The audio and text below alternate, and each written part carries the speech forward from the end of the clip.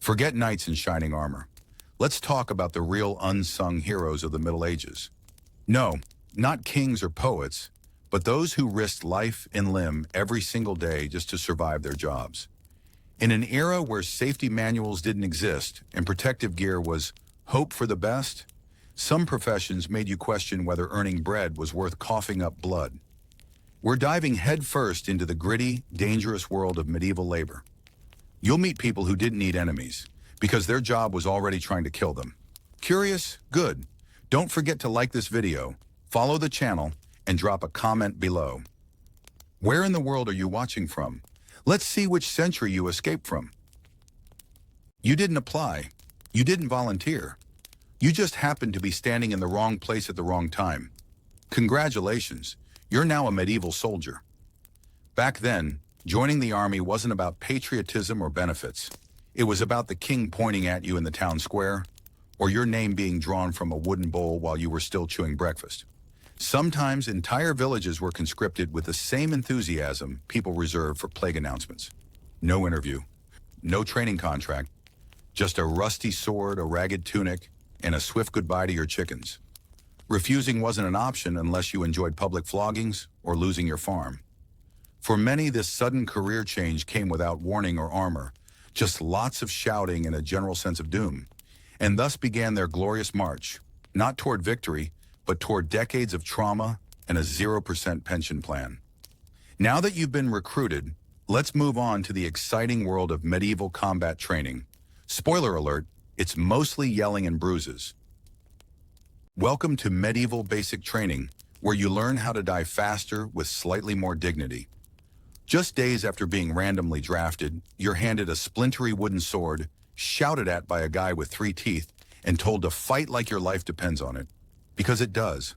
There's no manual, no YouTube tutorial, just your instincts and a vague memory of how your uncle swung a shovel.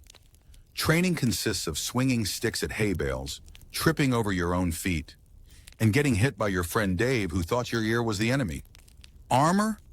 You'll get that once you survive long enough to loot it off someone else. Most recruits are still figuring out which end of the spear is dangerous when the trumpet blows for battle. But hey, you're now a trained soldier with 0 skills, minimal equipment, and an overconfident commander who believes yelling louder equals victory. Don't worry, actual fighting is just around the corner. Spoiler, you won't like it. So you've survived training, which is impressive considering Dave accidentally stabbed your foot, but now it's time to meet your armor. Imagine being hugged by an angry fireplace. That's what putting on medieval armor feels like. First, there's the chainmail shirt. 20 kilograms of metal links that turn your back into a sweaty brick. Then comes the iron helmet that blocks your vision, your hearing, and most of your ability to think clearly. Need to scratch your nose? Too bad. Want to run? Hilarious. Soldiers often moved like drunk turtles, stumbling across the battlefield while praying their legs wouldn't cramp. And don't get us started on stairs. Stairs were the final boss. Wearing armor was less about protection and more about accepting that if something hits you, it's probably going to hurt anyway. But hey, at least you'll look cool while collapsing from heat stroke. Now fully geared up and feeling like a metal teapot, it's time to march into your first glorious battle, assuming you can actually walk. After dragging yourself around in boiling metal armor, it's finally time for a reward, mealtime. That is, if you consider stale bread, watery soup, and questionable meat a reward. Welcome to the medieval soldier's banquet, where the main ingredient is disappointment. The bread is so hard you could use it as a weapon, the soup looks like it lost a fight with rainwater, and the meat, well, let's just say you don't ask where it came from. If you're lucky, it's goat. If you're unlucky, it's last week's goat. And if you're really unlucky, it still has fur. There are no forks, no napkins, and definitely no second servings. You eat fast, not because it's good, but because flies are faster. And while chewing through your brick baguette, you must keep an eye on your surroundings. After all, a surprise attack or a thieving comrade is never off the menu. Dining in the Middle Ages was survival with seasoning. Now that you're full of bacteria, it's time to talk about sleep, or whatever miserable version of it soldiers were allowed. After the feast of stale bread and mystery meat, It's time for the next medieval luxury, sleep. And by sleep, we mean lying in a muddy trench, clutching your sword like a teddy bear, while rain drips down your helmet into your ears. The wind howls like a banshee, and just as you're about to doze off, a rat the size of a small dog scurries across your chest like it owns the place. Welcome to battlefield bedtime. There's no mattress, no blanket, and definitely no peace of mind. You sleep in full armor, which feels like trying to nap inside a rusty mailbox. Your dreams? Mostly nightmares featuring surprise ambushes and exploding soup pots. Every cough from a fellow soldier could be the start of a plague, and every twig snap in the dark might be an enemy scout. Or worse, Dave trying to steal your last piece of bread. One eye open, sword half raised, and nerves on edge. Sleep was just another kind of battle. And yet, somehow, you'll need to survive this night, because tomorrow the real fighting begins. Just when you thought it couldn't get worse, surprise, the Crusades. Nothing says holy war like marching thousands of miles in armor that smells like goat, all because a guy in a tall hat said it would guarantee a spot in heaven. You don't get paid, you don't know where you're going, and the map looks like it was drawn by a drunk monk. Along the way, you'll face starvation, disease, desert heat, and enough foot blisters to make Satan weep. And the best part? When you finally reach your destination, you'll be fighting someone you've never met, over land you've never seen, for reasons you don't understand. It's like the worst team-building retreat in history. And if you die, congratulations, you're now a martyr. But if you survive, you'll get nothing. Maybe a limp, maybe eternal guilt, but definitely not dental care. Welcome to Divine Warfare, brought to you by politics, pride, and questionable theology. Don't worry, the next battle will make this one seem almost reasonable. Some people fight for glory, some fight for their homeland. Mercenaries, they fight for coin, and lots of it. Loyalty, optional, morality, extra charge. The medieval mercenary was the freelancer of the battlefield, willing to bash skulls for whoever had the biggest purse. Today you're storming a castle for the king. Tomorrow, maybe you're defending it for the duke, against the same king. It's not betrayal if you spell it business. These warriors for hire came from every corner of Europe, forming awkward multilingual squads where charge could mean 3 different things. Payment was rarely on time, which meant a lot of angry men with sharp objects staring at accountants. And when there was no war to be had, well, let's just say towns sometimes mysteriously caught fire. But despite the chaos, mercenaries had one rule: pay up or get pillaged. In the grand mess of medieval warfare, they were the wild cards, dangerous, unpredictable, and oddly professional about being unprofessional. So you think being an archer in medieval times meant shooting arrows from a safe distance? Think again. Archers were like the Wi-Fi routers of the battlefield. Everyone depended on them, and enemies wanted to smash them first. Perched behind the front lines, they had a clear view of their imminent doom. Cavalry especially hated archers. Nothing made a knight angrier than a rain of arrows ruining his shiny armor. And when cavalry charged, they didn't go around. They aimed straight for the bowman. On top of that, carrying a quiver and longbow wasn't exactly ergonomic. Drawing a 100-pound bow repeatedly turned your spine into alphabet soup, and heaven forbid you ran out of arrows mid-battle. Then you were just an unarmored guy holding a fancy stick. The only consolation? If you died early, at least you missed the part where the battlefield became a giant mud pie. Archery, precision, patience, and a 99% chance you'll be trampled by a horse. Riding into battle on horseback sounds heroic, until your horse decides it's a Monday and slips on the mud. Medieval cavalry looked majestic, armor gleaming, banners flying, and hooves thundering across the field. But reality? It was like trying to steer a refrigerator on roller skates into chaos. If you managed not to fall off your horse while dodging arrows and catapult rocks, congrats. You've made it past level 1. Unfortunately, every enemy archer saw you as a prize target. And heaven forbid your horse gets hit first. You'd be sent flying like a sack of potatoes, except with more yelling and broken ribs. Mounting back up in full armor was like trying to do gymnastics in a suit of kitchen pans. Once on the ground, cavalrymen became clunky, expensive roadkill. So yes, cavalry sounded cool, until you realized that one mud puddle could end your epic charge before it began. Siege warfare in the Middle Ages was basically medieval party planning, with more screaming and significantly fewer survivors. Picture this. You're part of the unlucky crew assigned to push a giant wooden siege tower, which moves slower than a snail on vacation. Arrows rain down like deadly confetti. Boiling oil is poured from above, and someone up there just threw a beehive. Yes, a beehive. Meanwhile, catapults hurl boulders the size of cows over your head with questionable aim. One moment you're cheering, the next you're flat. The scaling ladder? Basically a wooden invitation to get stabbed from above. Every assault was a nightmare of mud, blood, fire, and splinters. And the worst part? You could survive all that just to be crushed under your own collapsing siege tower. Ah, the glamorous life of a medieval infantryman attacking a fortress. 5 stars. Would not recommend. Just when you think dodging arrows and catapult rocks is your biggest concern, nature says, "Hold my plague rat." Disease was the true MVP of medieval battlefields.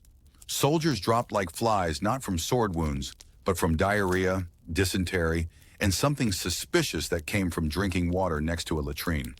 Imagine surviving a siege only to be defeated by soup gone bad. Hygiene was non-existent. No soap, no clean bandages, and certainly no hand sanitizer. One sick guy in the camp could turn the whole battalion into a medieval zombie horde of coughing, vomiting, and regretting that last bite of moldy bread. Even worse, the cure often involved bleeding, leeches, or prayer, none of which helped unless your illness was caused by too much optimism. In short, if the enemy didn't kill you, your stomach would. Being a soldier was a gamble, and most lost to bacteria before even drawing a blade. In the movies, a wounded knight bravely rips off a piece of cloth and wraps it around his arm, then charges back into battle like a hero. In real medieval life, that cut might be your ticket straight to the afterlife.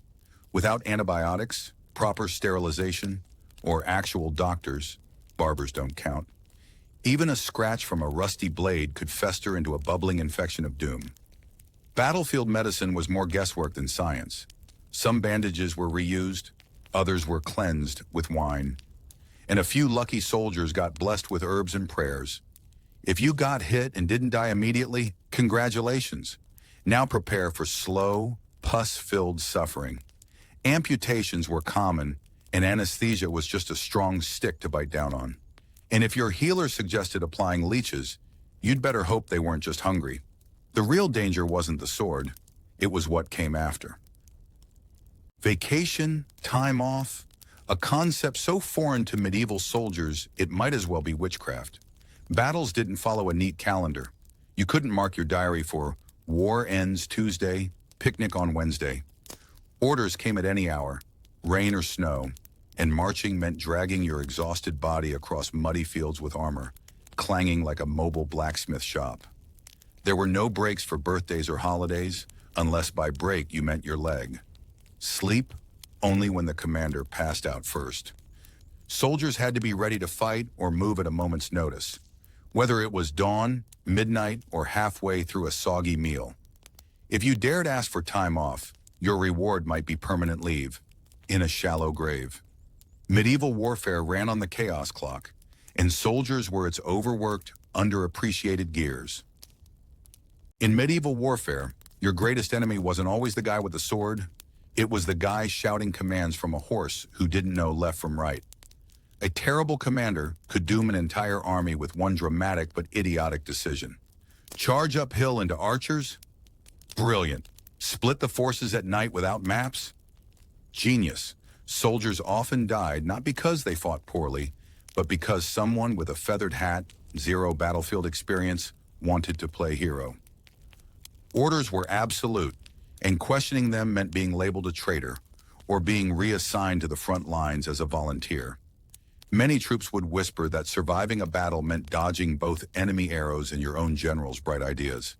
In short, better to trust your rusty sword than the man holding the shiny map upside down. Imagine you're in the middle of a chaotic battlefield, mud everywhere, arrows flying, and screams echoing. You lift your sword to block an incoming blow, and it snaps in half like a breadstick. Congratulations, you're now a medieval warrior armed with half a butter knife. Weapons back then weren't always top-notch, especially if you weren't some noble knight with a blacksmith on speed dial. Many soldiers got hand-me-downs from their cousin's cousin who died 2 wars ago. So when a sword broke mid-fight, panic set in. You could try grabbing the enemy's weapon, bold move, use your helmet as a club, creative, or just run and hope your rusty boots didn't betray you. The battlefield was no place for defective gear, but sadly, that's what many had. When your life depends on a sword that cracks under pressure, literally, it's not a good day at work. You're swinging your sword, adrenaline rushing, blood pounding in your ears. Then suddenly, you hear it, a sickening thud beside you. You look over, and your best friend, the guy who just shared his last piece of moldy bread with you, is on the ground, his eyes wide open, staring at nothing. Your brain wants to keep fighting, but your legs feel like jelly, and your stomach flips. This was supposed to be glory and honor, not a front-row seat to trauma. In medieval warfare, losing a comrade wasn't rare, it was Tuesday. But witnessing a friend die in the mud beside you, that messed with your head. Many soldiers walked off the battlefield physically intact but mentally shattered.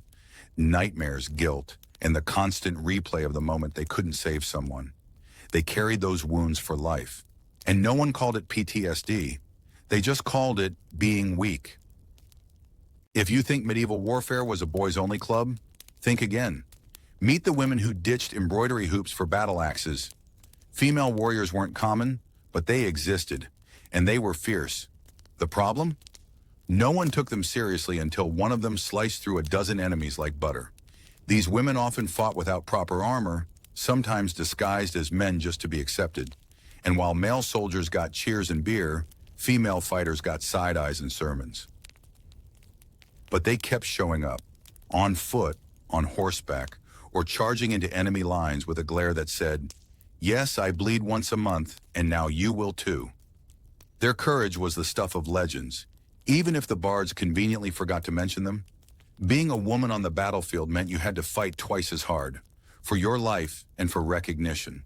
And if you thought PMS was bad, try swinging a sword in a corset.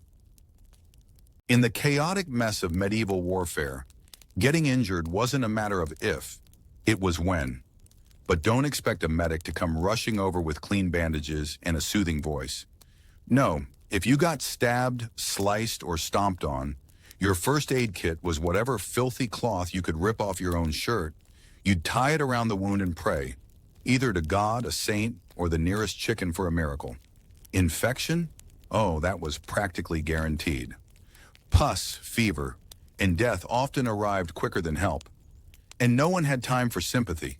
If you couldn't march, swing a weapon, or scream intimidating things, you were just dead weight, sometimes literally dragged to the side like a broken cartwheel. Medieval medicine mostly consisted of guesswork, leeches, and yelling, "You'll be fine," while you bled out. So yes, surviving a battlefield injury wasn't bravery. It was black magic mixed with stubborn luck. Imagine being assigned the night shift, not at a cozy inn, but as a castle guard during wartime. Congratulations, you're now the only thing standing between a sleeping fortress and a sneaky surprise attack.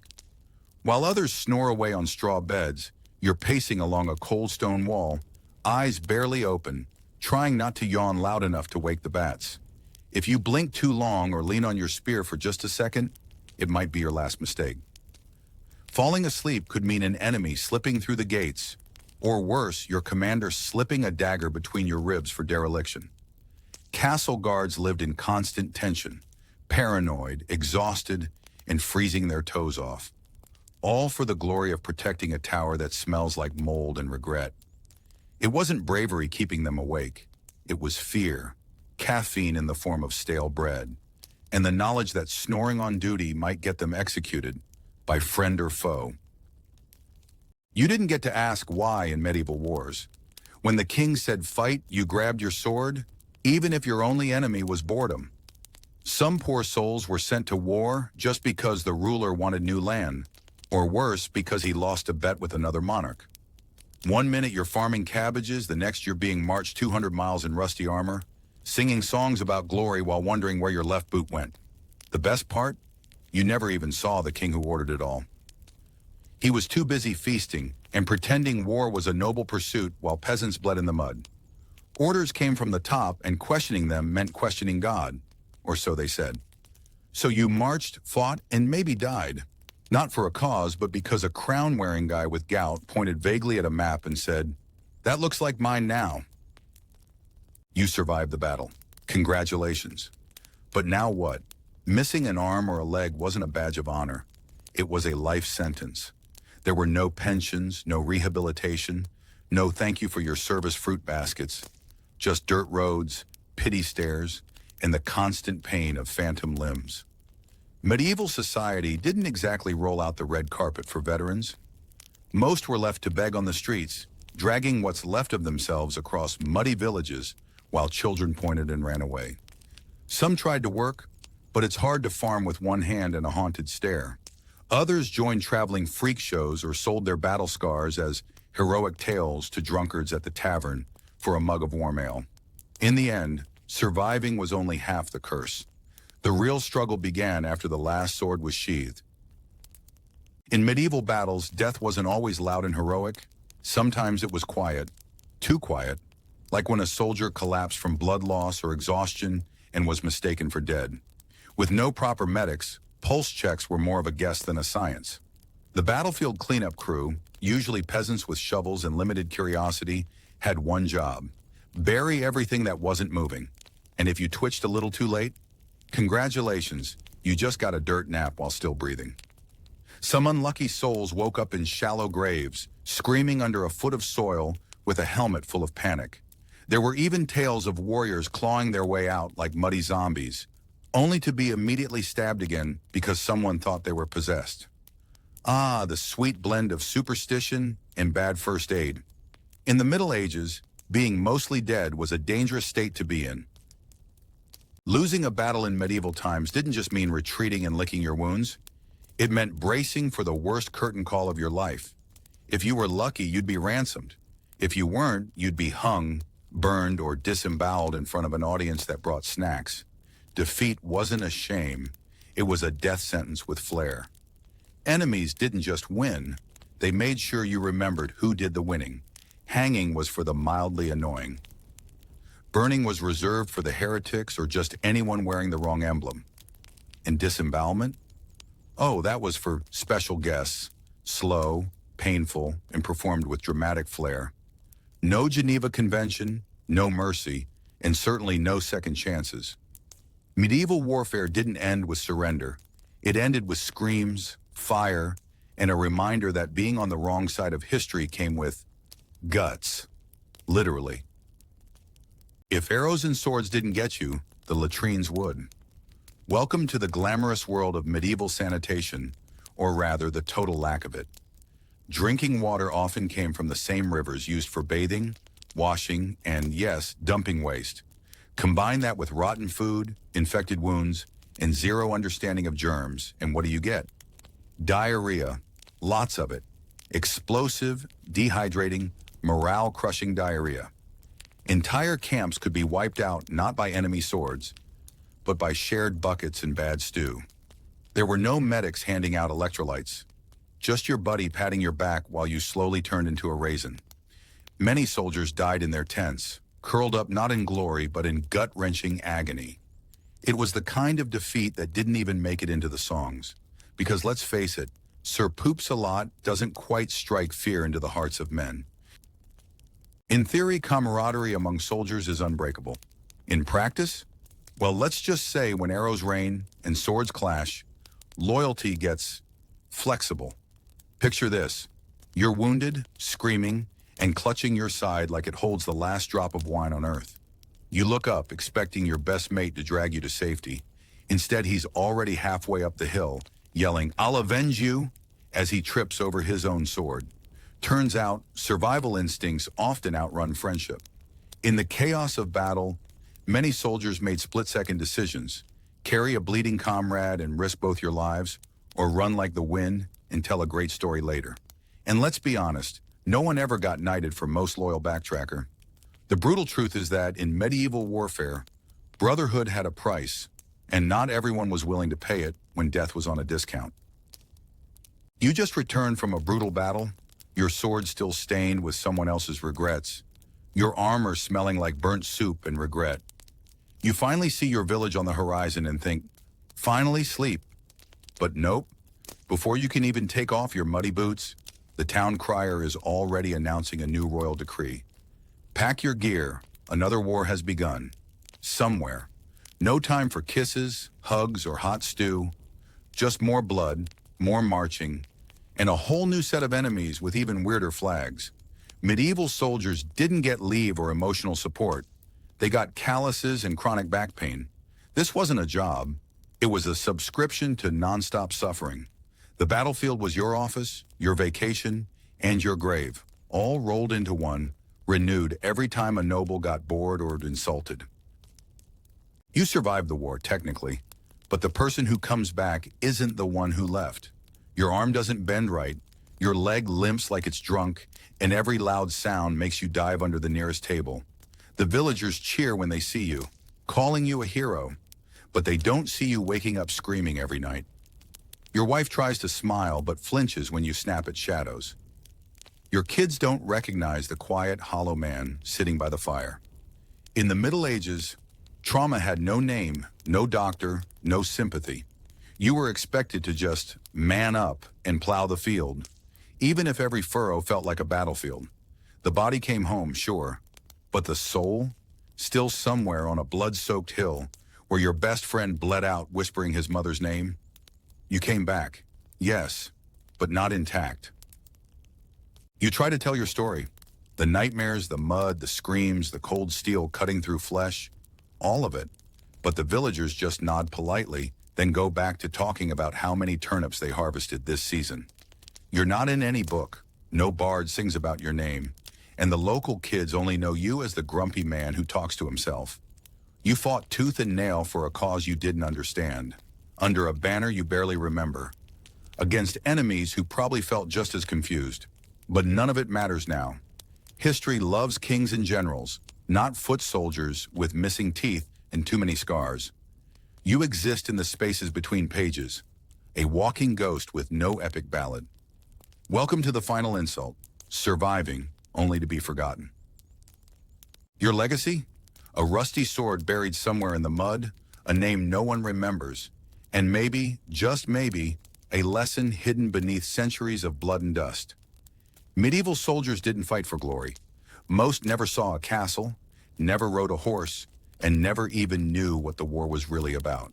But they fought anyway, because they had to, for king, coin, church, or simply to survive another day.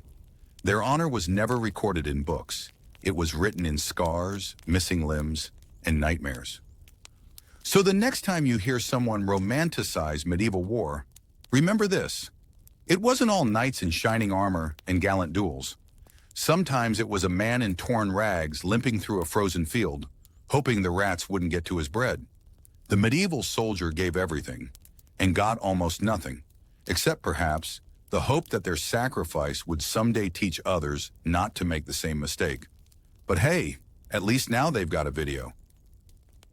Before a medieval miner even touched a pickaxe, he'd already done something more important. Pray, because in this job, every morning might be your last. While others start the day with breakfast, he starts by whispering pleas to any god, saint, or rock spirit that might listen. No helmet, no insurance, no safety drills, just raw faith. He kisses a charm made of bone, glances at the crude wooden cross nailed near the mine entrance, then descends into the earth like a man walking into the belly of a sleeping dragon. The air is damp, the silence heavy, and every creak sounds like your final eulogy. The older miners joke to lighten the mood. If you see a light at the end of the tunnel, run. It's not salvation, it's collapse. And yet they keep going, not because they're fearless, but because fear is already part of the job description. Welcome to the medieval mine, where your daily commute includes prayers, darkness, and the constant possibility of becoming part of the landscape permanently. Forget modern drills and laser-guided tools. Medieval miners went to war with rocks, using little more than raw determination and tools that looked like they came from a caveman's garage sale. Their arsenal? A rusty iron pickaxe, a blunt hand chisel, and a wobbly oil lamp that flickered like it was scared of the dark. They would swing, chip, and pry at stone walls for hours, sometimes making progress that could be measured in finger widths. Muscles did the digging, and hope kept them going. There was no machinery to ease the pain, just the occasional grunt and the sound of metal clinking rock. The oil lamp, barely illuminating more than a rat's whisker, would cast eerie shadows, often tricking miners into thinking something was watching. And when your back ached, your arms felt like soup, and your forehead dripped with soot and sweat, you'd just switch hands and keep going. In the medieval mines, stamina wasn't a bonus, it was your only currency. Because down here, if the rock didn't kill you, exhaustion might. Every breath underground came with a gamble. Miners didn't inhale air. They inhaled a dusty cocktail of crushed stone, burning oil, and the fine mist of whatever questionable substance was growing on the tunnel walls. No one needed a clock down there. The rate of your coughing fits told you how long you'd been working. Lungs, once pink and healthy, were quickly replaced with something resembling charred parchment. If you could still wheeze out a song by the end of the shift, you were considered lucky, or at least not dead yet.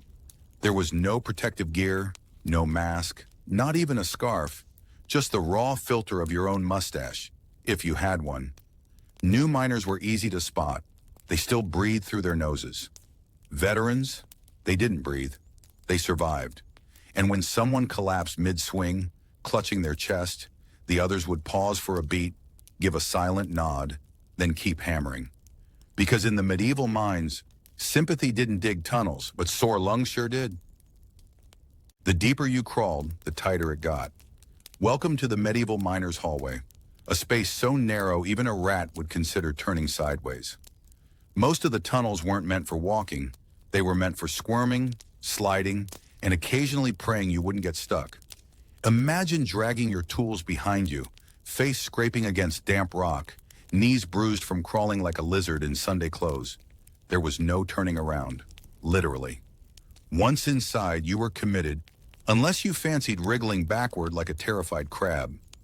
Some miners tied ropes around their waists, not for safety, but so their buddies could yank them out like a cork if they passed out midway. And don't even think about sneezing. The echo would scare the bats and the ghosts. Claustrophobia? That was a luxury emotion for people with room to panic. Down here, fear had to queue up behind exhaustion, heat, and that odd creaking sound you definitely imagined. Probably. There's nothing quite like climbing down a medieval rope ladder to start your shift, unless you count the thrill of knowing it's one slippery step away from becoming a human pancake. These ladders weren't exactly certified by safety inspectors.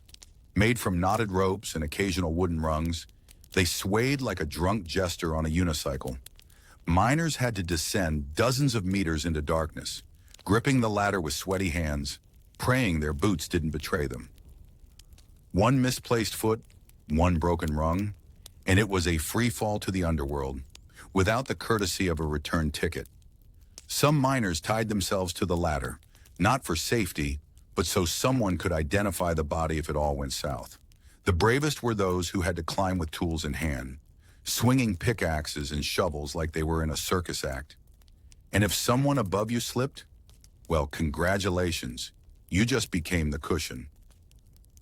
Just as you're getting into the rhythm of hammering rocks and cursing your life choices, the mine gives you a surprise, the sweet scent of death. At first, it's just a weird smell, like rotten eggs and burnt cabbage had a baby. But that's no soup of the day. That's toxic gas. In medieval mines, gas pockets were silent assassins. Methane, carbon monoxide, and sulfur dioxide didn't bother with warnings or invitations. They just seeped out of the walls and knocked you out like a ghost with a grudge. Some miners called it the whispering wind, because if you heard it hiss, it was already too late. No masks, no detectors, Just a quick game of who passes out first. The unlucky ones collapse mid-swing, face planting into their own pickaxe. The even unluckier, they didn't collapse alone. Gas spread like gossip, fast, silent, and deadly. And since most miners didn't know chemistry from alchemy, they often blamed it on curses. Honestly, gas might have been more merciful than the bosses. You're swinging your pickaxe, humming a tune no one will ever hear, when suddenly, splash. No, it's not someone spilling their soup. That's water. A lot of it. Underground floods weren't just a miner's worst nightmare. They were Tuesday. Medieval mines had no drainage systems, no pumps, and certainly no lifeguards. One moment you're digging for silver, the next you're wading waist deep in muddy water that smells like dragon sweat. Panic spreads faster than the water. Buckets, too slow. Escape routes. You mean that one tiny tunnel back through 300 meters of darkness? Good luck. Some miners tried to outrun the flood. Others climbed onto rocks, praying to whichever saint handled plumbing emergencies. Many didn't make it. And when the water finally calmed down, congratulations. Your tools are gone, your friends are missing, and you're soaked to the bone. All this for a few shiny rocks? Welcome to medieval mining, now featuring surprise indoor swimming pools. After the flood fiasco, you'd think the mine would give you a break. But no, just as you're drying your boots by a dim torchlight, the earth starts groaning. Not metaphorically, literally. A deep rumble echoes through the tunnel like a hungry dragon waking up. Every miner freezes. Someone whispers, "Is that thunder?" No, Greg. That's the ceiling thinking about quitting its job. Before anyone can run, it happens. Timber supports snap like breadsticks. Rocks rain from above. And the air fills with dust and screams. A cave-in. The worst-case scenario of every miner's worst day. You're lucky if a boulder only crushes your shovel. Less lucky if it finds your spine. Some survive by sheer luck, trapped in air pockets, listening to the muffled panic of others. Digging yourself out? Good luck with hands and fingernails. The real miracle is if someone even knows you're down there. Because when the mine collapses, so do the chances of rescue. And still, the survivors show up to work the next day. Because in the Middle Ages, job security meant you weren't buried under your workplace. Yet, surviving a cave-in, congratulations. Now it's time for your back to suffer. With no carts, no rails, and no pulleys worth their weight in rust, miners had one solution: their spine. You hoist chunks of stone the size of a toddler into a woven basket, strap it to your back with a belt that was probably made from an old goat, and begin the painful climb to the surface, or at least to the next drop-off point. Your posture? Let's call it C-shaped chic. Every step feels like gravity's revenge.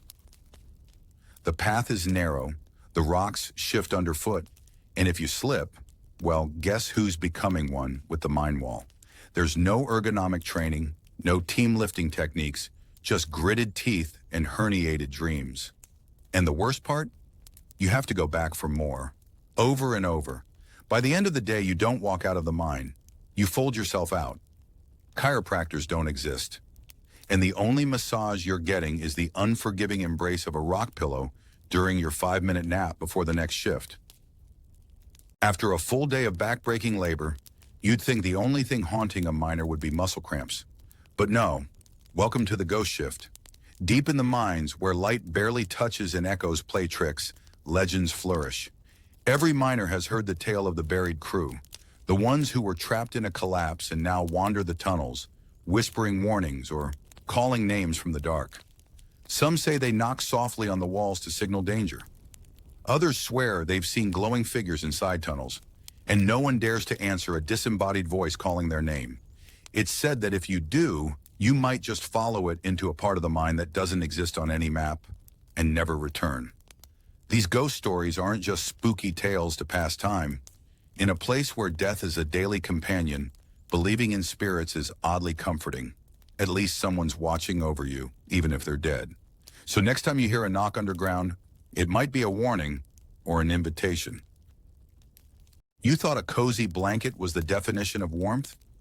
Try working several meters underground, where the air is thick, the walls drip with sweat, not yours, the mine's, and every breath feels like inhaling molten rust. The deeper you go, the hotter it gets, so hot that your shirt sticks to your back like it's begging to be part of your skeleton. But don't expect any fans or fresh breeze. The ventilation system here is called Hope and a Hole in the Wall. Add to that the constant dampness that turns boots into swamps and tools into rust sculptures. Oh, and the smell. A cocktail of iron, mold, and something suspiciously close to despair. Oxygen? Optional. Sometimes you'd rather breathe through a rock than inhale the spicy air stew down here. And yet somehow these miners keep swinging their picks, dripping with sweat and sarcasm, forging their way through hell with nothing but stubbornness and a damp rag. It's not just hard work, it's a slow-cooked sauna of suffering. If the scorching heat and choking dust weren't enough, medieval miners also had to share their miserable underground office with some uninvited wiggly and winged roommates. First up, rats, bold, beady-eyed furballs who considered your lunch their property and your toes potential snacks. Then there were snakes. Yes, actual slithering serpents that treated the mine as their personal spa, casually dropping from cracks or curling up in warm boots. And finally, bats, flapping in your face like they mistook your head for a fruit basket. The miners didn't scream, they'd seen worse, but let's just say some unintentionally hit new high notes that day. These three freeloaders didn't pay rent, didn't help dig, but were always around to add an extra layer of anxiety. Forget gold or silver. What you really struck was a zoological nightmare. And yet, day after day, these gritty workers kept digging, swatting, and muttering curses, turning pest control into just another part of the job description. Every swing of the hammer in the medieval mine wasn't just work, it was a gamble. The walls, already groaning like a grumpy giant, didn't take kindly to the constant banging. With each heavy strike, the ceiling above would rain dust, tiny rocks, and the occasional reminder that gravity still works. Miners would hold their breath after each swing, not from anticipation, but from fear that they just triggered their own tombstone. And yet, stopping wasn't an option. Production targets didn't care about claustrophobic coffins, so the poor souls worked with the precision of a surgeon and the nerves of a gambler on his last coin. Their motto? Tap, don't smash. And when one overzealous rookie got carried away, the whole team gave him the side eye of doom. They weren't mad, just terrified. Because down here, one wild swing meant not just a cracked rock, but a cracked everything. In the world of medieval mining, there was one rule carved in stone. Literally, production over protection. The mine owners didn't descend into the darkness. They sat above, drinking wine, counting coins, and sending motivational speeches written on parchment like, "Dig harder, dream bigger." Meanwhile, the miners below were dreaming of something far more radical, like not being buried alive. If a tunnel collapsed, the owners didn't blink. "Build a new one," they'd say, as if humans were pickaxe-wielding mushrooms that sprouted back after being stomped. Safety gear? Non-existent? Medical care? You wish. Compensation? Only if your ghost filed paperwork. For the bosses, a miner was cheaper than a mule and easier to replace. And if one complained, there was always someone hungrier willing to risk a shorter lifespan for a slice of bread and a coin. In short, medieval mine owners weren't just heartless. They were stone-hearted, just like the walls they sent others to die in. In medieval mining, there were no official records of workplace accidents. Why?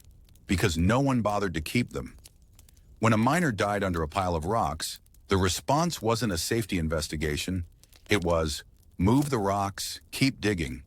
No compensation, no funeral, not even a name carved into wood. If someone disappeared in the mine, people simply assumed he'd either struck gold and ran, or was now part of the geology. Grieving families received nothing but silence, and maybe a pickaxe with blood still on it. A crushed leg? Wrap it in dirty cloth and get back to work. Your limp was your medal of bravery. The medieval HR department, if it existed, was just a guy shrugging in the corner with a shovel. In short, death on the job wasn't just a risk, it was part of the job description, filed somewhere between lift heavy rocks and don't breathe too hard. When it came to tight spaces in medieval mines, who better to squeeze through than children? With their small frames and complete lack of labor rights, kids were perfect for crawling into tunnels that even rats needed to duck for. The logic was simple. If you're young enough to still have baby teeth, you're ready to risk your life for copper. Parents often had no choice. They'd send their sons, and sometimes daughters, down into the mines with a lunch of stale bread and a prayer. Children wriggled through suffocating shafts, hauling stones twice their size, while grown men waited outside shouting, "Don't get lost," as if that helped. Injuries were common, so were missing fingers. But hey, fewer fingers meant fewer gloves to buy, right? Childhood in the mines was less about hide and seek and more about hide and don't die. It's amazing any of them lived long enough to grow a mustache. Imagine this. After years of swinging a pickaxe, eating dust for breakfast, and narrowly dodging cave-ins, a miner finally strikes gold. Literally. He dances, well, limps, around the tunnel, dreaming of early retirement and a new set of teeth. But bad news, in the medieval mines, finding treasure wasn't the end of the struggle. It was the beginning of paranoia. Word of a golden vein traveled faster than the rats, and suddenly, the miner who used to be invisible now had too many friends eager to help. Accidents started happening. Ropes got mysteriously frayed. Supports collapsed where they shouldn't. And if the lucky miner didn't disappear into the shaft, he might mysteriously fall into a pit no one knew existed. Keeping secrets was hard. Keeping your life after finding gold, even harder. Because underground, greed had sharper edges than any shovel. In the labyrinth of the medieval mine, sometimes what glittered wasn't gold, it was death. The unlucky few who struck a sulfur or mercury vein didn't get rich. Instead, they got a one-way ticket to the afterlife, coughing and foaming like a medieval horror film.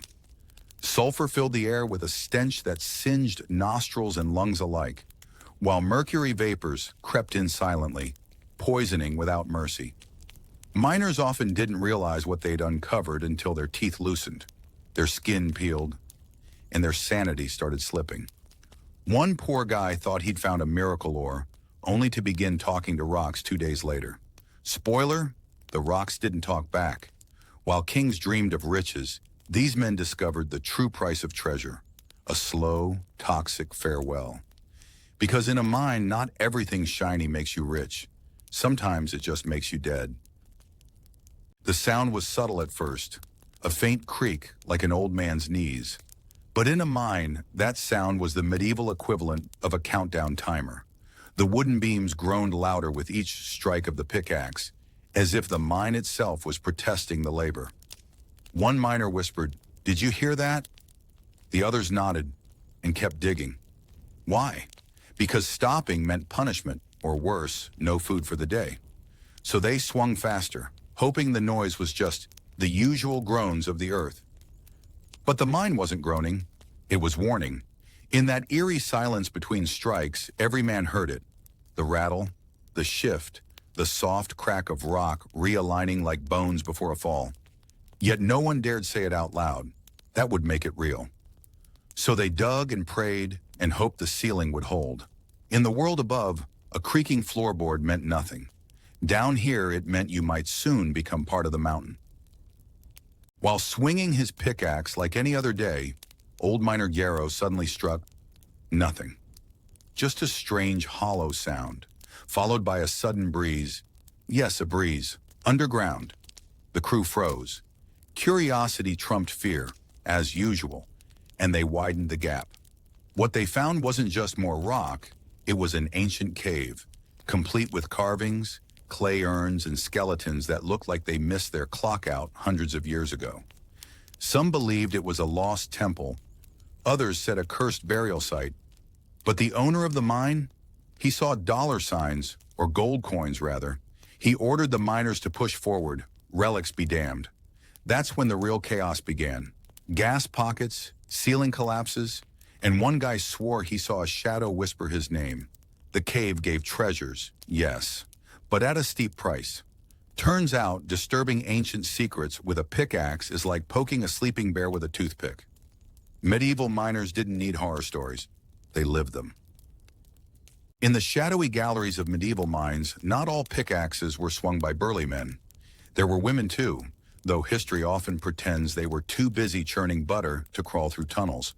These brave ladies wore ragged tunics, wrapped their hair tight to avoid getting scalped by pulleys, and worked alongside men in silence and sweat. They hauled rocks, dug ores, and faced the same dangers: gas pockets, cave-ins, and exhaustion. But if discovered, many faced social scorn or were dismissed as bad omens. One slip, and they weren't just buried in rubble, but in centuries of forgotten stories. So here's to the underground heroines, literally, who risked it all for a few coins and zero glory, because apparently mining was an equal opportunity death trap. Getting buried alive wasn't just a nightmare, it was part of the job description. In the medieval mines, cave-ins were so common that some miners went to work already saying their last prayers.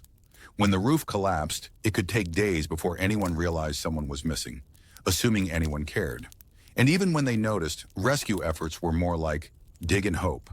No fancy equipment, no trained teams, just exhausted men with picks and desperation. Some were found barely alive, whispering prayers. Others, well, they were just found. If you're claustrophobic, congratulations. You would have fainted before the rocks hit you. Being a miner meant accepting that one day your tombstone might just be the cave wall above your head. Deep underground, when hope gets buried under layers of rock and despair, something unexpected happens. Miners rebel. No, not with swords or torches, but with pickaxes and really loud yelling.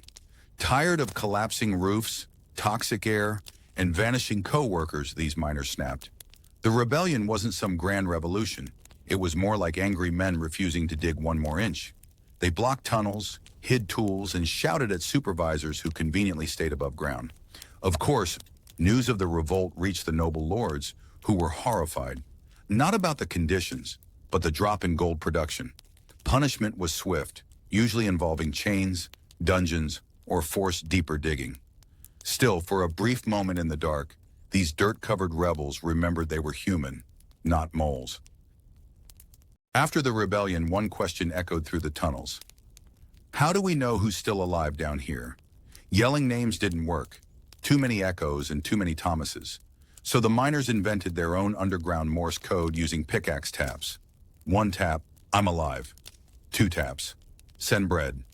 3 taps, oops, I hit a gas pocket. They even tied strings between stations to feel the vibrations when shouting was useless. It was low-tech, low-light, but high stakes. This DIY signal system was their lifeline in the dark, a way to feel less alone when the tunnel groaned and the rats ran first. It wasn't elegant, but it was brilliant, because in a world with no phones, no walkie-talkies, and no managers who cared, a well-timed knock might be the difference between rescue and becoming another legend in the mine's ghost stories. In medieval mining, quitting wasn't just hard, it was nearly impossible. Once you descended into the earth, the mine didn't just take your time or sweat, it swallowed your future. Many miners started as boys and retired only when their backs resembled question marks and their lungs wheezed like broken bellows. Want to change jobs? Good luck. Most were indebted to the mine owner for food, rent, and tools, a never-ending cycle of pickaxes and poverty. Even if you managed to escape, who would hire a man whose only skill was rock smashing in darkness while coughing? So they stayed, generation after generation, passing down not only pickaxes, but also the family legacy of back pain and black lungs. Leaving the mine was a fantasy, one just slightly more believable than dragons or fair wages. Some miners spent their entire lives underground, literally. They descended as children, wide-eyed and soot-free, and emerged decades later looking like dusty ghosts, if they emerged at all. For many, the sun was a rumor, like dragons or vacation days. The mine became home, office, prison, and tomb. Meals were eaten beside rocks, birthdays celebrated with a fresh pickaxe, and the only time off was when the ceiling collapsed. Above ground, seasons passed, kings rose and fell. But deep below, time moved only in shovel strokes and candle flickers. There were miners so long beneath the earth that their skin never saw daylight again, making them paler than flour and twice as dry. They spoke in whispers, squinted like moles, and flinched at the concept of open space. It wasn't a job, it was an alternate dimension, one pick at a time. Life underground wasn't just physically crushing, it was mentally unraveling. After years in the mine, many workers developed what could best be described as cave madness. Imagine spending every day in darkness, hearing only picks on stone, whispers of collapsing walls, and the occasional scream that gets abruptly cut off. Not exactly spa music, the mind, deprived of light and overstimulated by fear, starts to play tricks. Miners saw shadows that weren't there, heard voices from nowhere, and some began talking to their tools like old friends. Anxiety turned into paranoia. Was that crack in the wall bigger than yesterday? Was the air thicker? Was that a ghost or just Carl in a dusty hood again? For the long-timers, even dreaming of blue skies became dangerous. It meant hope, and hope was a slippery slope down in the abyss. Being a miner meant not only risking your bones, but also your sanity. Down in the mines, silence could be as terrifying as any sound. But what truly made miners tremble were the whispers, soft, beckoning, and very much human, except no human was there.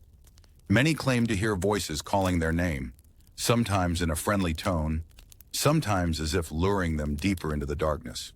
Of course, it could be the echo playing tricks, or maybe just Carl again trying to prank everyone. But those who followed the voice too far rarely return. Superstitions flourished.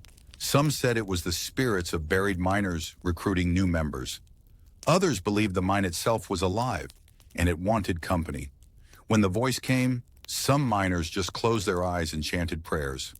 Others pretended not to hear. Rule of thumb, if someone calls your name and you're alone, don't answer, unless you really want a new career as a full-time ghost. Years of crouching, crawling, and carrying stones in the dark left many miners with bodies as twisted as the tunnels they dug. By the time they reached old age, if they were lucky enough to get there, most miners could barely walk upright. Their spines curved like question marks, knees worn down to creaking hinges, and joints more brittle than the rocks they once broke. Some had to crawl around the village, dragging their legs like medieval zombies, prompting terrified kids to whisper, "The mine ghost is real." But even then, they still showed up on festival days, proudly pointing at their bent backs as if to say, "I survived." Well, partially. For many, the reward after a lifetime underground wasn't wealth, but arthritis and a reputation as the village pretzel man.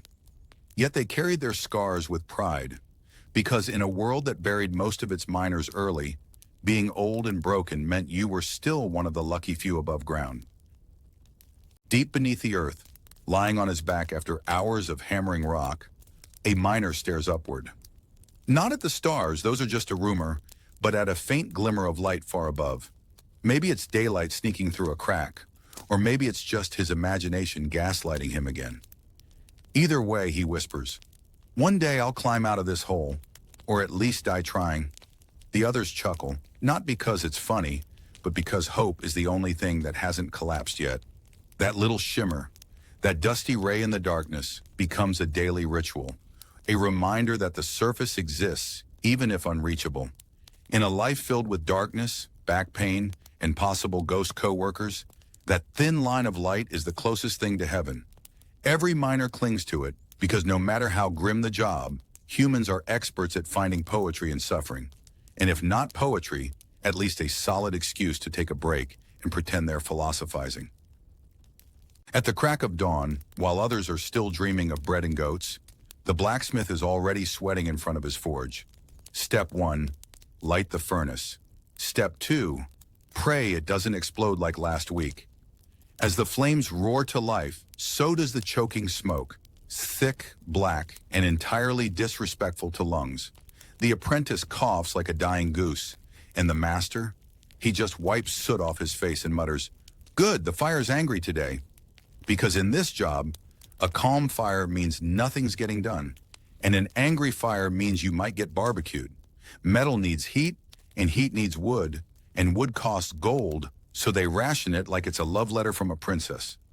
As sweat mixes with ash and eyebrows singe with every spark, the day officially begins, not with coffee, but with a face full of smoke and the distinct possibility of third-degree burns.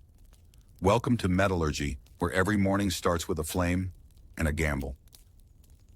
If you think modern office jobs are suffocating, try spending 12 hours a day breathing in hot coal dust inside a medieval forge.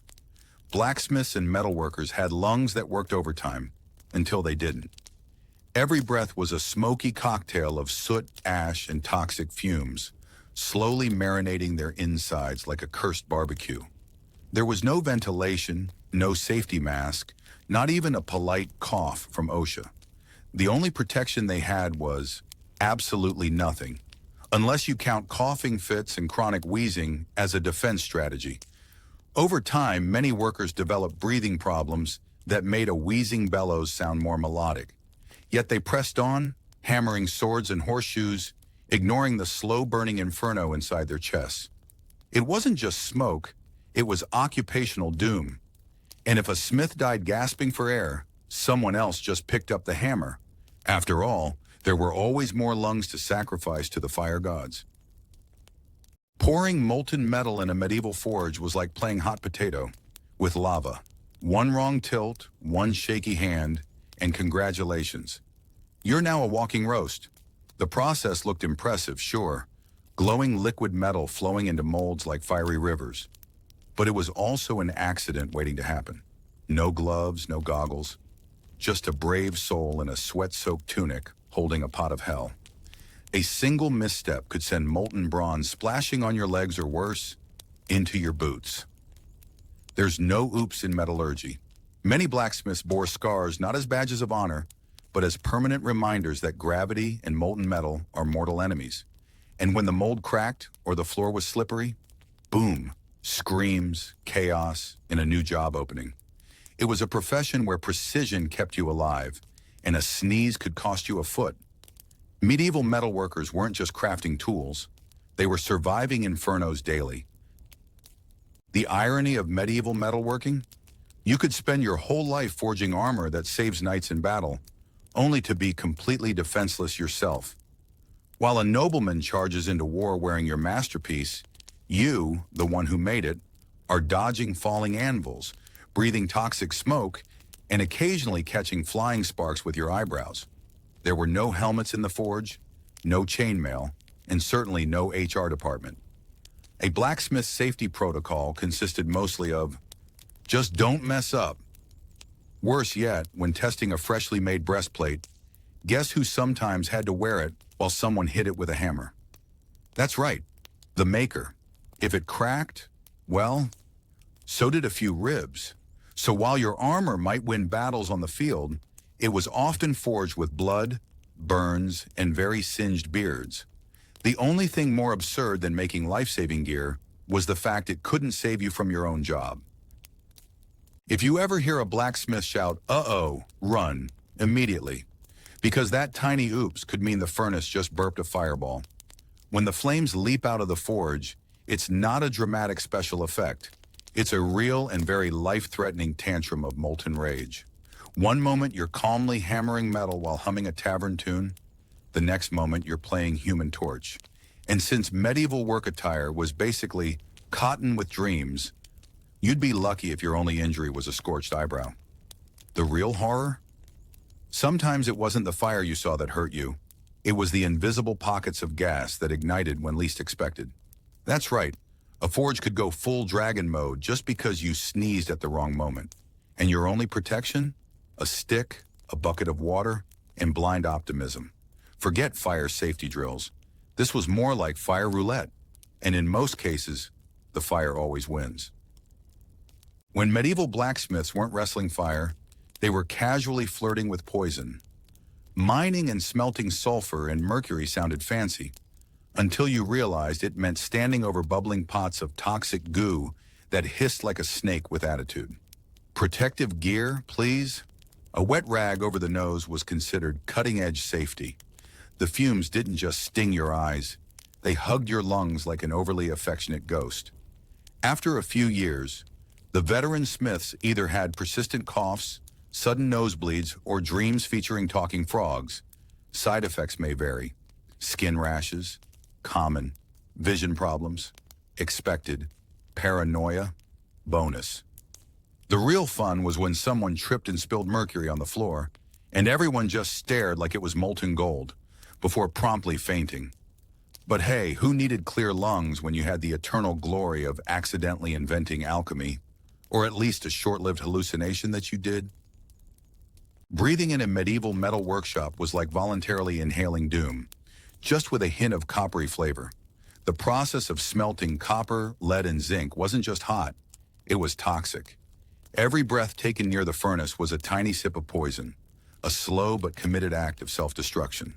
The workers coughed like a choir of dying goats, and their noses constantly ran, not because of a cold, but because their sinuses were plotting revenge. Some blacksmiths began to smell metal even in their dreams. Others forgot their dreams altogether.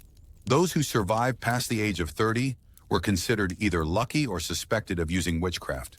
But did that stop them? Of course not.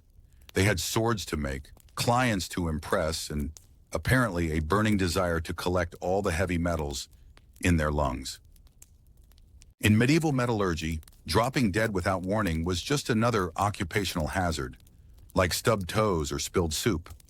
Many metal workers simply collapsed after weeks of coughing, dizziness, and inexplicable rashes.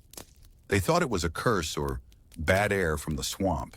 In reality, a deadly cocktail of metal fumes, no ventilation, and zero clue about toxicity.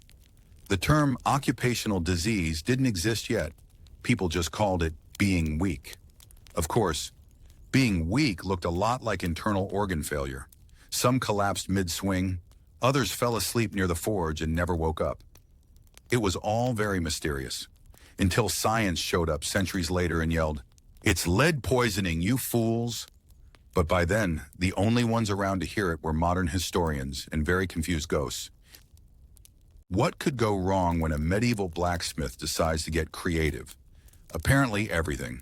In a bold, red, reckless attempt to invent a new alloy, our enthusiastic metallurgist dumped a pinch of this, a chunk of that, and a mysterious powder labeled "definitely not explosive." Moments later, the forge turned into a fireworks show gone horribly wrong. The explosion shook the entire village, singed eyebrows from 3 houses down, and turned the workshop into a crater with a smoky question mark. Turns out, combining unstable metals without any knowledge of chemistry is like cooking blindfolded with dynamite. But hey, at least it wasn't boring. In the aftermath, the other blacksmiths nodded solemnly. He died doing what he loved, experimenting like a lunatic. Forging a sword is an art, unless you're tired, sweaty, half-blind from furnace smoke, and using a hammer that's seen better centuries. Our brave blacksmith, desperate to meet a noble's deadline, skips the usual testing step. The blade looks shiny and sharp, until it doesn't. During a final swing test, the sword snaps like a breadstick and springs back toward him like an angry metal boomerang. The tip grazes his cheek, narrowly missing his eye, while the noble watching gasps in horror and disappointment. Lesson of the day?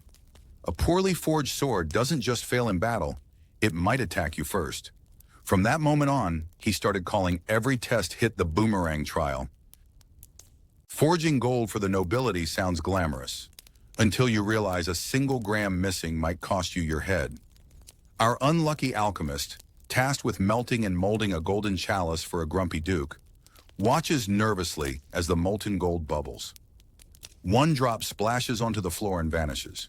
No one notices, except the Duke's accountant, who apparently has scales more precise than the laws of physics. Accusations fly. Did he steal it? Miscalculate? Conspire with witches? The poor smith tries to explain that gold evaporates. Not really. But by then, the guards are already polishing their swords. Lesson learned. In medieval times, gold might be soft, but punishment is sharp. The pursuit of the philosopher's stone was the medieval equivalent of chasing a lottery jackpot, but with more explosions and less probability. Our ambitious young alchemist, eyes wild with hope, mixes mercury, sulfur, and whatever shiny powder he can find in a desperate attempt to turn lead into gold. The result? A bubbling cauldron of doom. As he chants Latin phrases he doesn't fully understand, the concoction begins to hiss. Instead of eternal wealth, he gets a very temporary fireball. Windows shatter, eyebrows disappear, and the lab smells like roasted regret. Spoiler alert. No one ever found the Philosopher's Stone, but they did find a fast way to meet their ancestors. Late at night, when most villagers were snoring in peace, our blacksmith was still hunched over his furnace, whispering to a pot of molten mystery metal. Maybe it was copper. Maybe it was something that shouldn't be touched with bare hands. As he added a secret ingredient, probably bat guano or powdered unicorn horn, the cauldron let out a burp, then a hiss, then boom. The entire workshop lit up like a dragon sneeze. Roof tiles flew, chickens screamed, and half the village thought Judgment Day had arrived. Our poor alchemist flew 10 feet, landed in a haystack, and woke up with his beard on fire. Moral of the story? Midnight experiments are great, if you're tired of living. The rooster hadn't even finished its first crow when our blacksmith was already sweating by the furnace. 12 hours? That was considered a light day.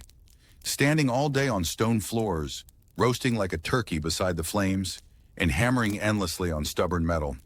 This wasn't just a job. It was a medieval gym membership with a death clause. Lunch?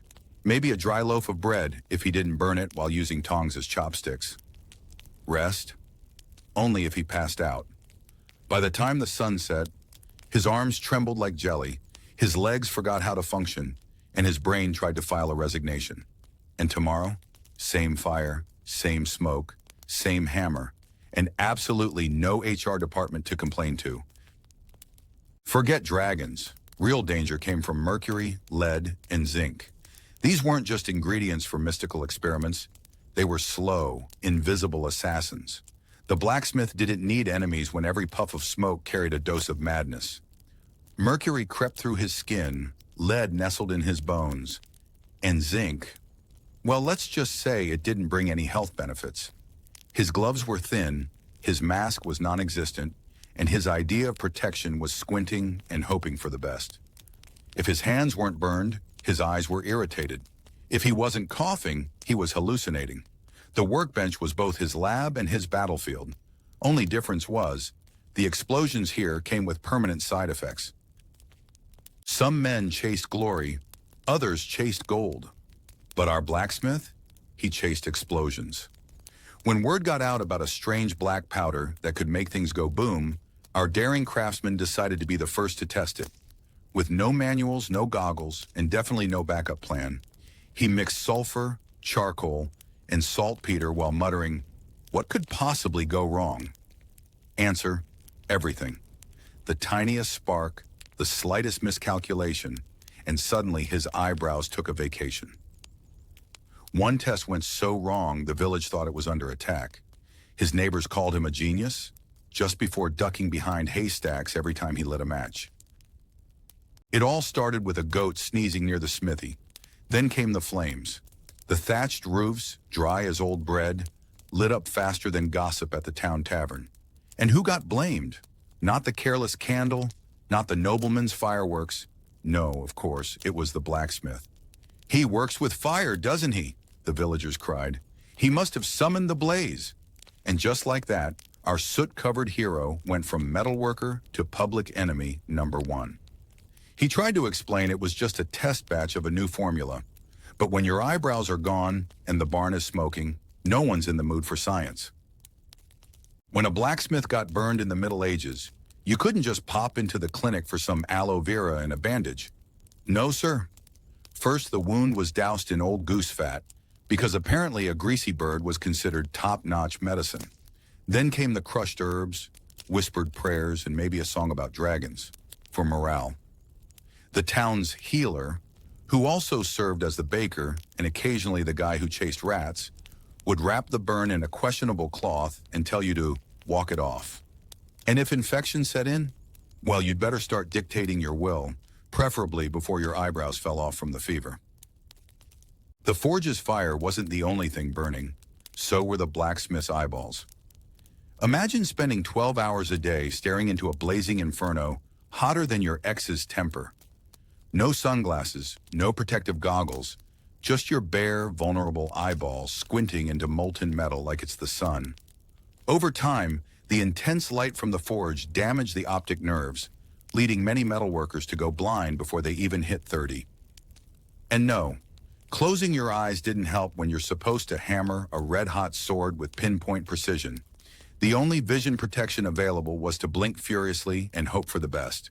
Spoiler alert, the best never came. In the deadly world of medieval metallurgy, survival wasn't about strength. It was about instincts sharper than the swords you forged. Experienced smiths could sense when the furnace was about to explode or when a new alloy was more toxic than tasty stew. One veteran could smell danger, literally, claiming he could sniff out sulfur like a bloodhound.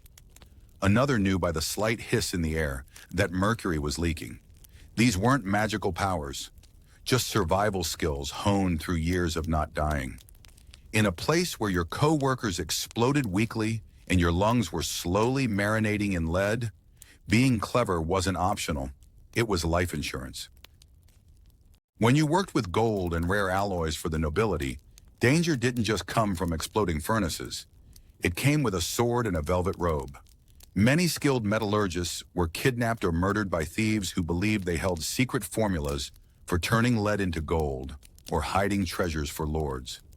One poor soul was ambushed in the middle of hammering and woke up chained in a rival duke's dungeon, being forced to share his knowledge while eating stale bread. Working with the elite meant walking a fine line between being paid in coins or being buried in silence. It wasn't just a job, it was a gamble with masked burglars and suspicious royals. In the world of medieval metallurgy, trade secrets weren't protected by patents. They were guarded with grim determination and occasionally a well-swung hammer. Passing knowledge to outsiders was considered betrayal. Many workshops had unspoken rules. If you're not blood, you're not getting the recipe. Apprenticeship was like a secret society, with oaths sworn over molten metal and occasional threats involving tongs. One poor lad who dared share a smelting tip with a traveler was found mysteriously locked in the pig iron closet overnight. It wasn't just about keeping a competitive edge. It was survival in a world where knowing how to separate silver from lead could mean riches or a very suspicious accident. In medieval metallurgy, even a small cut could spell doom. With no antibiotics, no antiseptic, and a healing method consisting of spit, hope, and maybe a moldy piece of bread, infection was the real boss of the workshop. A tiny nick from a chisel, a splinter from a crate of ore, or a hot spark landing under the glove. All potential tickets to the afterlife. Once infected, a wound turned colors you didn't even know existed, swelled like a yeast-filled bread, and soon brought fever, delirium, and an unplanned funeral. If a blacksmith's greatest enemy wasn't fire or metal, it was the invisible armies of germs marching straight through that paper-thin cut. Working with mercury wasn't just risky, it was downright mind-bending. Medieval metallurgists who handled this shiny, slippery metal often started seeing things, like talking goats, dancing anvils, and floating swords. What they didn't know was that mercury vapor slowly attacked their nervous systems, turning sharp minds into bubbling pots of confusion. One minute they were hammering out swords, the next they were arguing with the fireplace about tax policy.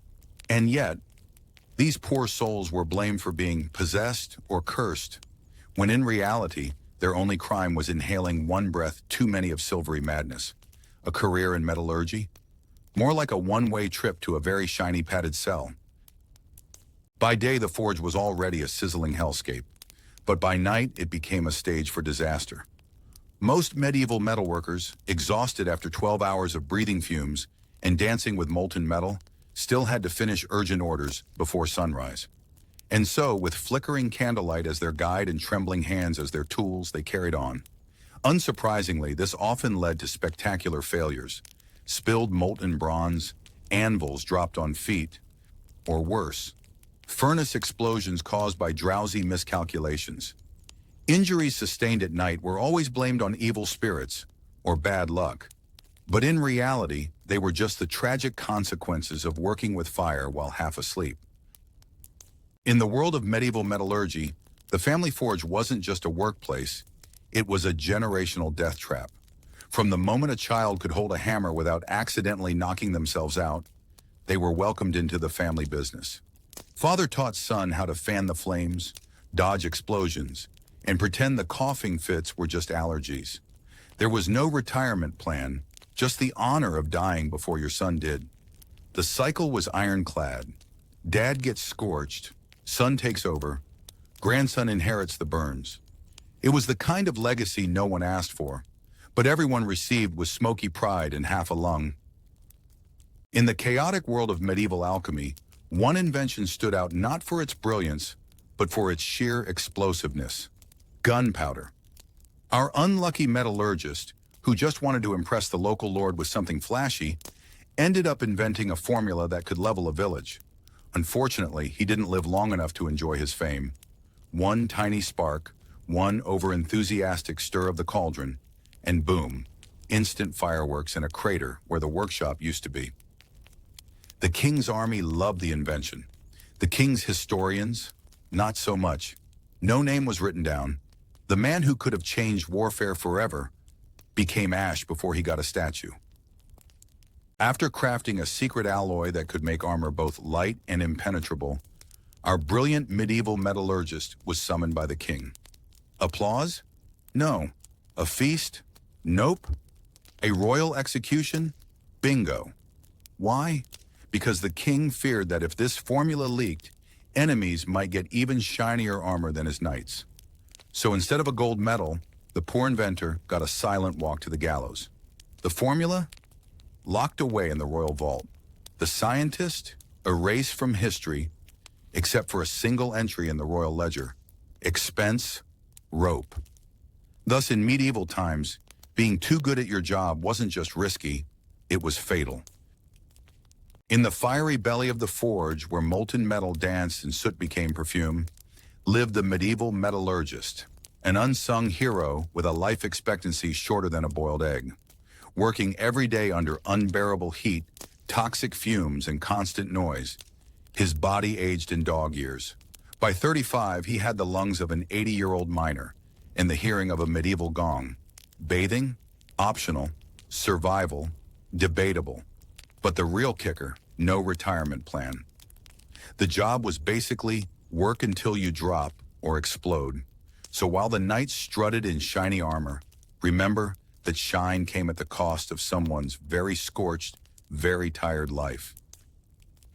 In the end, the legacy of medieval metallurgy isn't etched in gold or silver, but in the soot-covered walls and the ghost stories whispered in every village near a forge.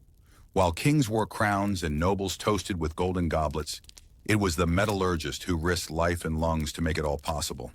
The dazzling swords, shimmering armor, and ornate jewelry were born not of magic, but of back-breaking labor and the occasional explosion.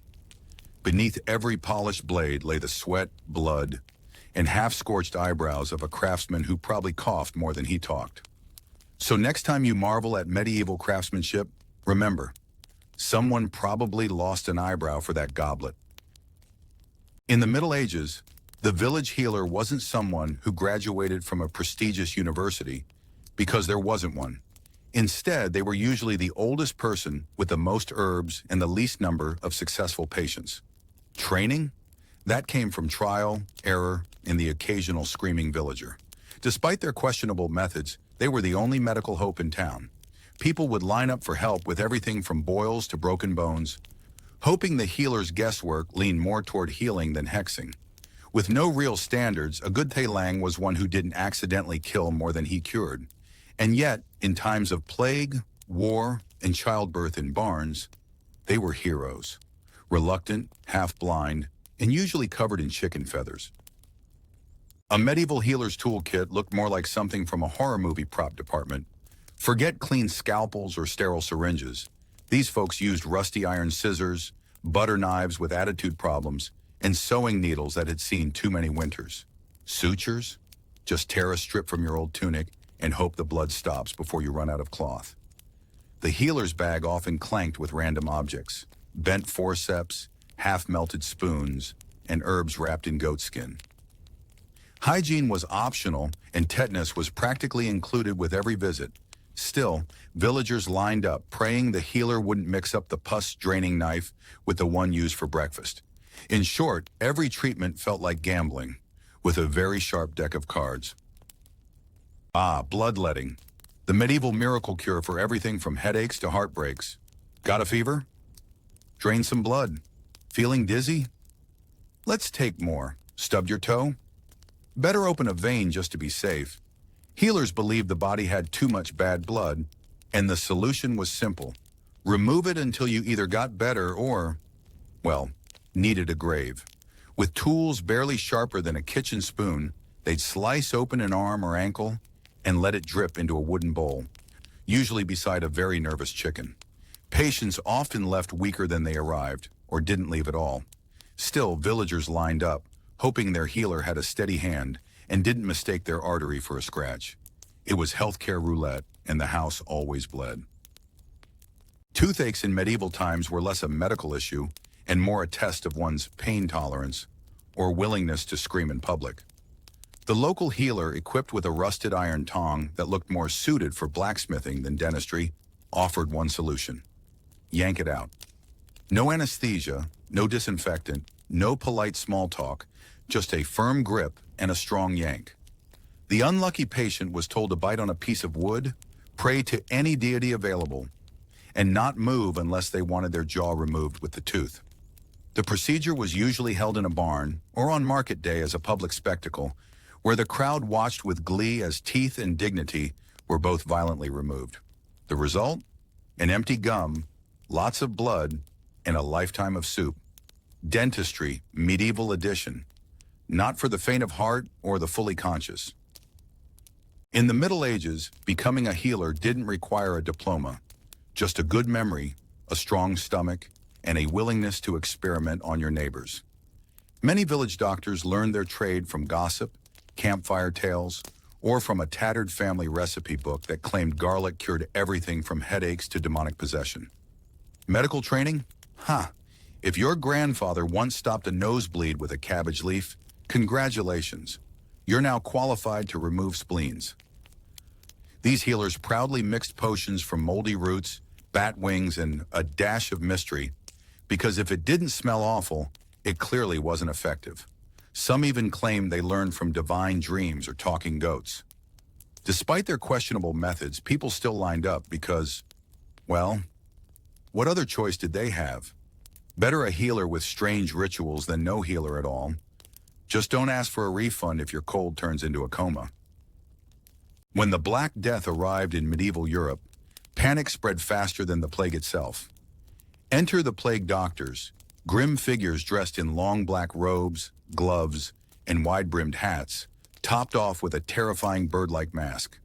That mask, with its long beak, wasn't for cosplay. It was stuffed with herbs, garlic, and sometimes dried flowers, under the belief that pleasant smells could block bad air. The doctors waddled through infected towns, waving sticks to poke patients from a safe distance, all while looking like a gothic stork going through a midlife crisis. Despite their ominous appearance, most weren't real doctors at all, just brave or desperate souls paid to count bodies, lather wax on wounds, and whisper Latin while hoping for the best. To this day, their eerie costume remains a Halloween favorite and a powerful symbol of a time when medicine had more masks than miracles. Welcome to the medieval doctor's office, also known as a barn, a tool shed, or the corner of a crowded marketplace. Forget about white walls and reclining chairs.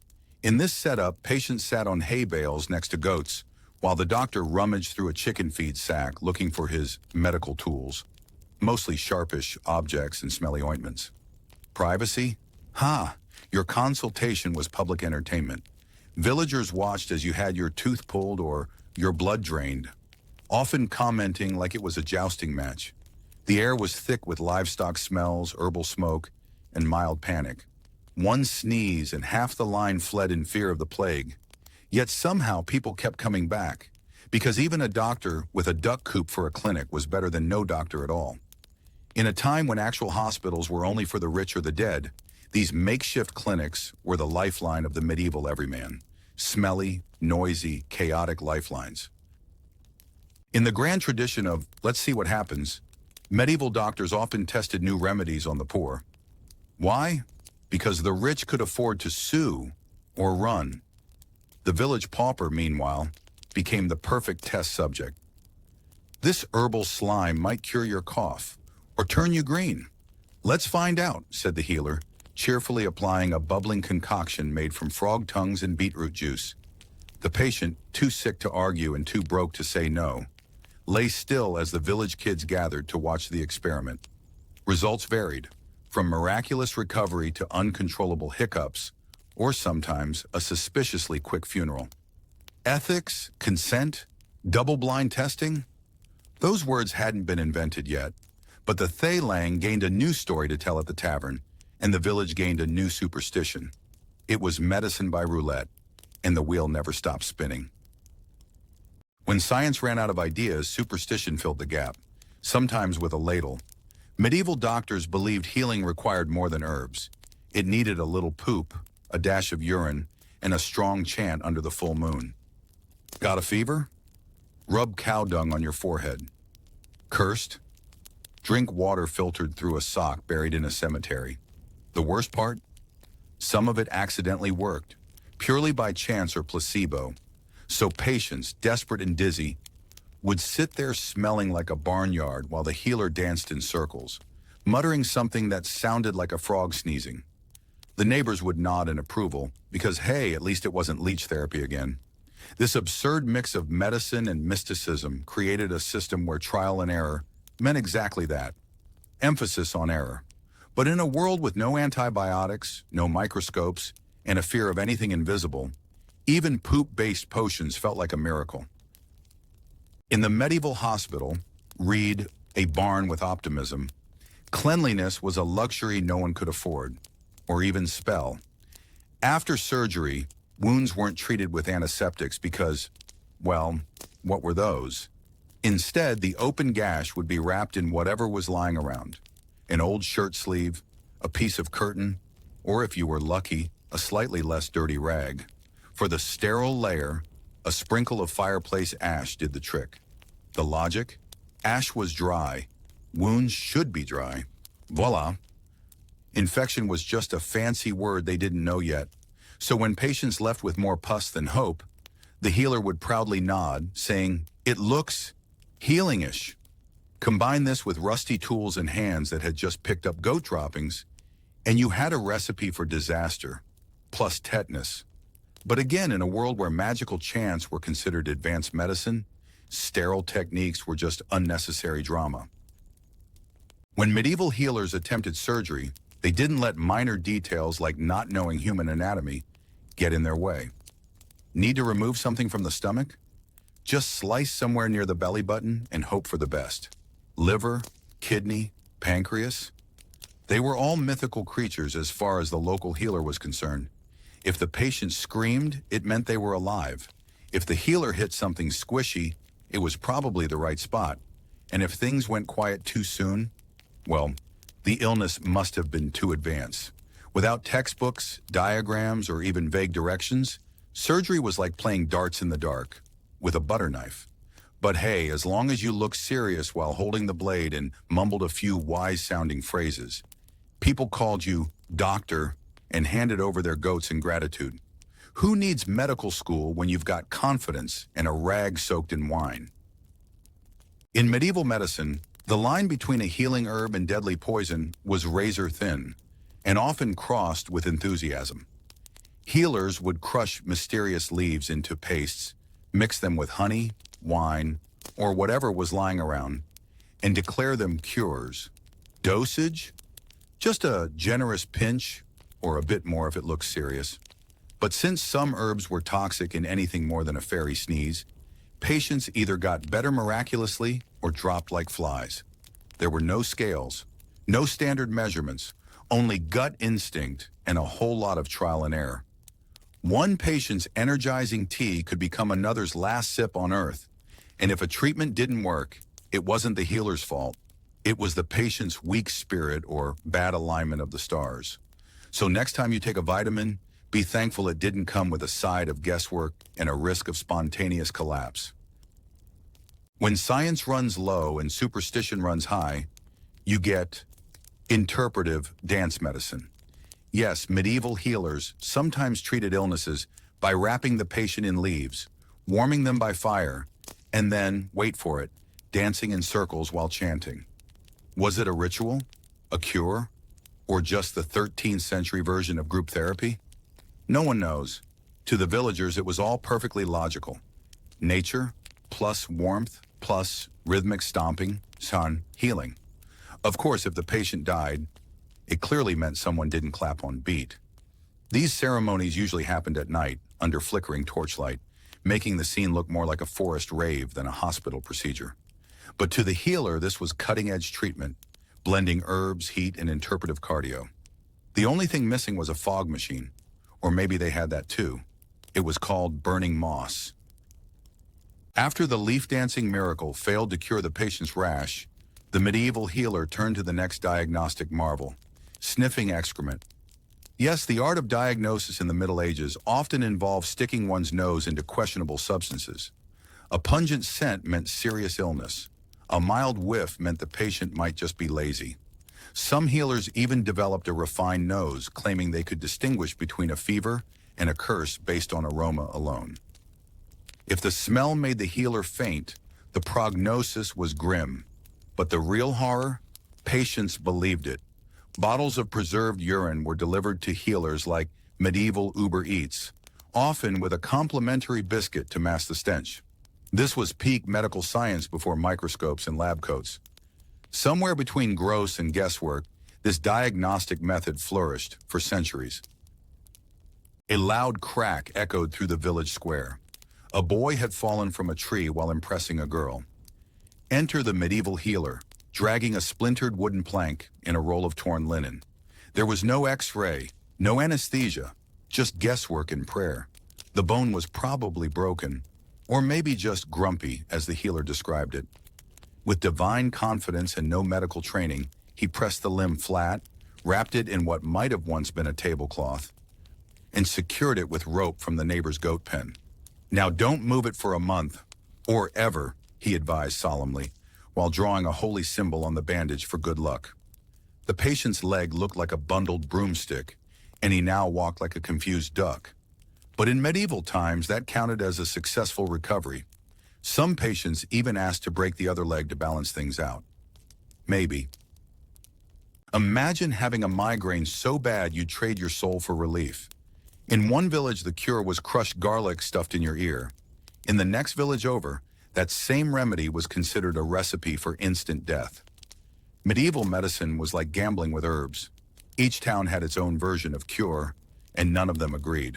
One healer swore by moss from the north side of a tree. Another claimed a toad under the pillow worked wonders.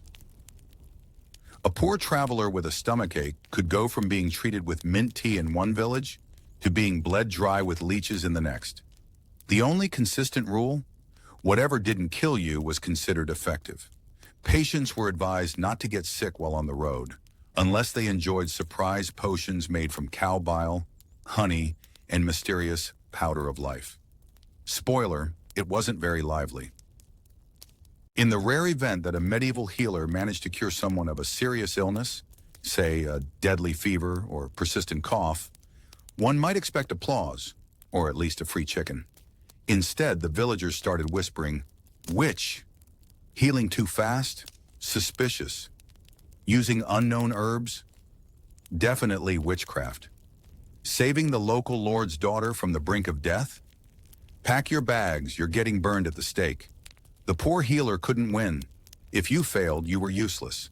If you succeeded, you were dangerous. It was like a twisted game show where the prize was a pile of firewood and an angry mob. To stay alive, many healers had to balance between curing people just enough to keep them alive, but not enough to look like a magician. Some even faked incompetence just to survive. In the medieval world, the line between miracle and menace was as thin as a fevered brow. In the medieval surgery room, which was usually someone's barn or a back corner of the market, you didn't get anesthesia. You got a stick to bite and a neighbor to hold you down. As the healer sharpened his rusty knife on a rock, he might cheerfully say, "This won't take long." It always did. Whether it was removing a cyst, amputating a leg, or just letting the bad humors out, the patient was expected to stay still while fully awake, fully conscious, and fully regretting every decision in life. Screams were so common, they were considered part of the soundtrack. Some patients passed out from the pain. Lucky ones, really. Others thrashed so hard they made the job twice as messy. But hey, if you survived, you were seen as a hero. And if you didn't, well, at least you saved money on the second surgery. Being a medieval healer was like walking a tightrope over a pit of pitchforks. One wrong diagnosis, say mistaking a toothache for demonic possession or confusing plague with indigestion, and suddenly you were the town's favorite punching bag. The villagers didn't waste time with complaints. They came straight to your hut with torches, sticks, and very loud opinions. A healer might wake up to find "Get out" scratched on his barn door, or worse, his chicken kidnapped as ransom. Some ran away under the cover of darkness, leaving behind a trail of broken herbal jars and unpaid goat rent. Others tried to defend themselves with medical jargon, but phrases like imbalanced humors only made the crowd angrier. The job description never mentioned ducking pitchforks while shouting, "It's not your fault."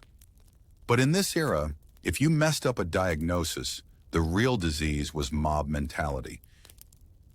Being a medieval midwife, or rather, a multitasking healer, meant assisting childbirth in the least sterile, least peaceful place imaginable, the livestock barn. As pigs snorted and cows stared in judgmental silence, the healer crouched on a pile of hay beside a woman in labor who screamed louder than any battlefield cry. With no training, no gloves, and definitely no idea what an umbilical cord actually did, the healer just went with gut feeling. One hand held the woman's leg, the other shooed away a curious goat, while their mouth yelled, "Push!" but not too hard. Every successful birth felt like a miracle, and every complication was blamed on bad luck, or worse, evil spirits. And when things went really wrong, the healer had to run, because the grieving husband was never in the mood for excuses. Truly, bringing life into the world back then came with the risk of being sent out of it. When medieval healers decided to treat headaches, they didn't offer tea or a nap. They offered brain surgery. And by surgery, we mean carving a hole in your skull using a dining knife, some hope, and a lot of shouting. This miracle of medieval medicine was called trepanation, and it was believed to release evil spirits trapped inside the head. The procedure usually took place on a wooden bench in open air, surrounded by curious chickens and confused relatives. The healer, squinting through one eye, would carefully position the knife, or whatever sharp object was nearby, and begin the divine drilling.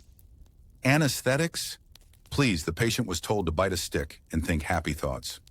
Most didn't survive, but those who did were praised as either blessed by the gods or proof the procedure worked. Either way, they usually had a new hole and a lifetime supply of headaches. While some healers stayed in villages treating boils and broken limbs, others hit the road as wandering miracle workers.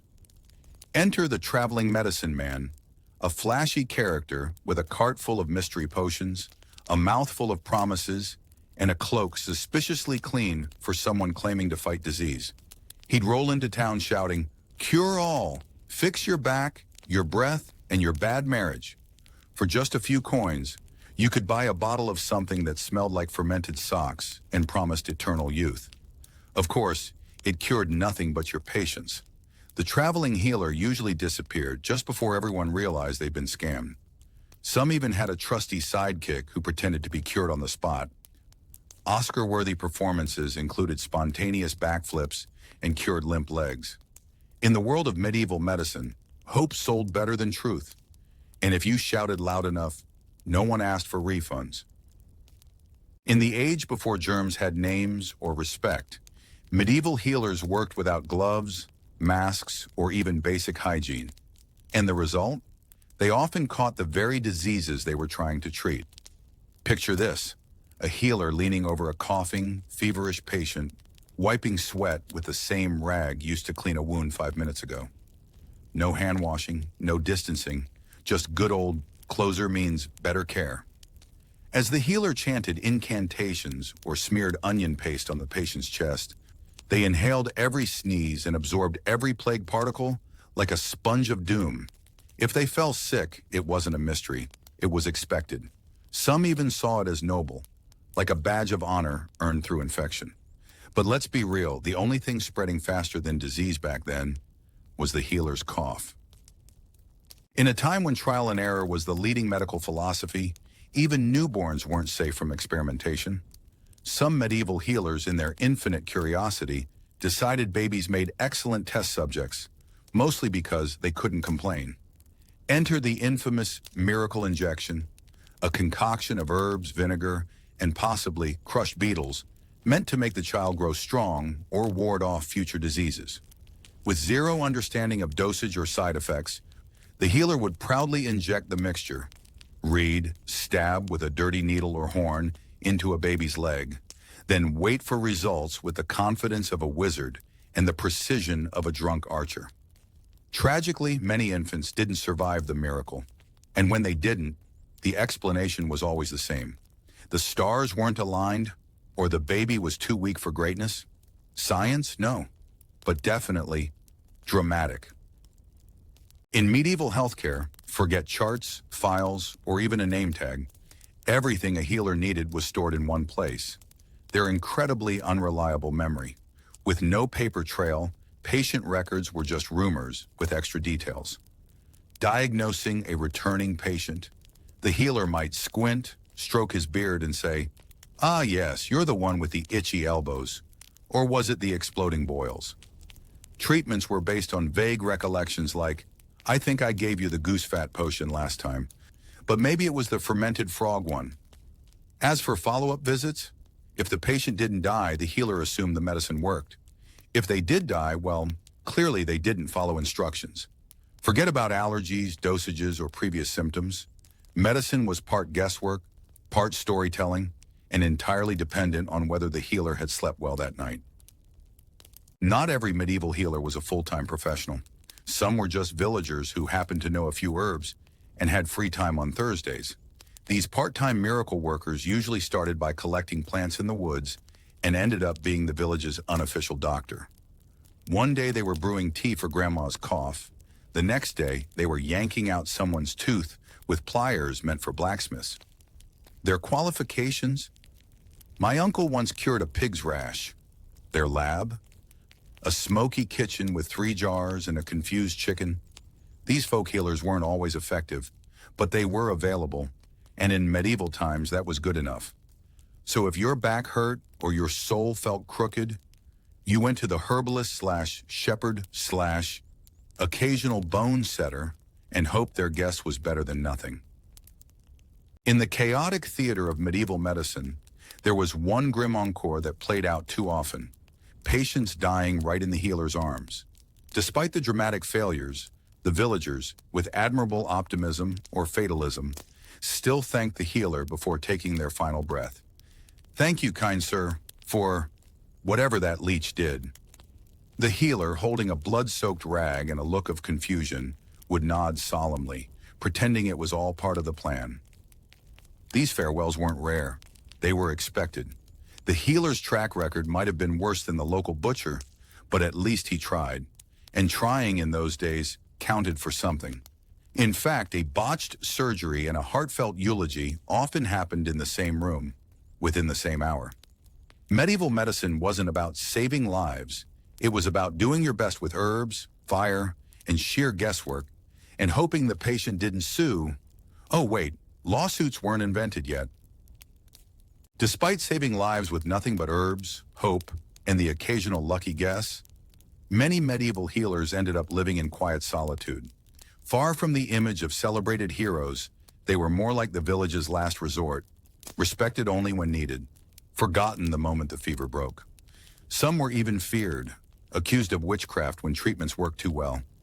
They lived on the outskirts, surrounded by dried plants, suspicious neighbors, and the eternal smell of boiled roots. Children whispered legends about them, while adults avoided eye contact unless their legs were falling off. After years of serving others, many healers found themselves alone, unappreciated, and with more ghosts of past patients than friends. Their reward for decades of service? A creaky wooden chair, a half-empty bottle of healing wine, and a quiet sigh every time someone knocked on their door. Because even loneliness couldn't keep them from answering one more desperate plea. Medieval medicine was a strange cocktail of kindness, ignorance, and reckless bravery. Imagine a healer wrapping a wound with a moldy rag while whispering a prayer, hoping the mold was magical and the prayer correctly pronounced. These men and women weren't evil. They genuinely wanted to help. But their tools were rusty, their knowledge outdated, and their textbooks mostly myth and superstition. It took real courage to perform surgery with a spoon and treat fevers with frog soup. Yet somehow, in the chaos, a few patients actually got better, possibly by accident, possibly by the sheer stubbornness of their immune systems. These healers weren't scientists.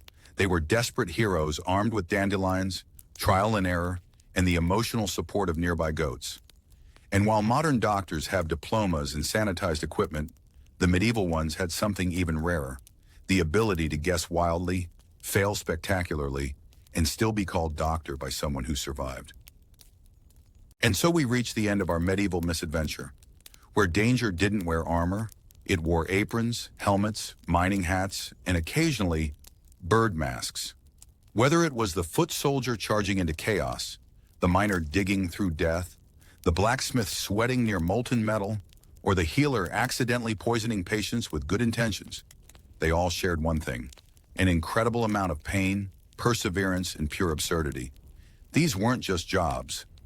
They were daily risks to life and limb. Yet they did it anyway, fueled by duty, desperation, or just not knowing any better. So next time you're frustrated with modern life, remember, at least your doctor washes their hands, your workplace isn't on fire, and nobody tries to cure your cold by dancing around you with a goat skull. Thanks for watching this journey through history's worst job offers. Let us know which topic you'd like us to tackle next, and don't forget to like, comment, and subscribe. Unless you're from the Middle Ages, in which case we admire your Wi-Fi.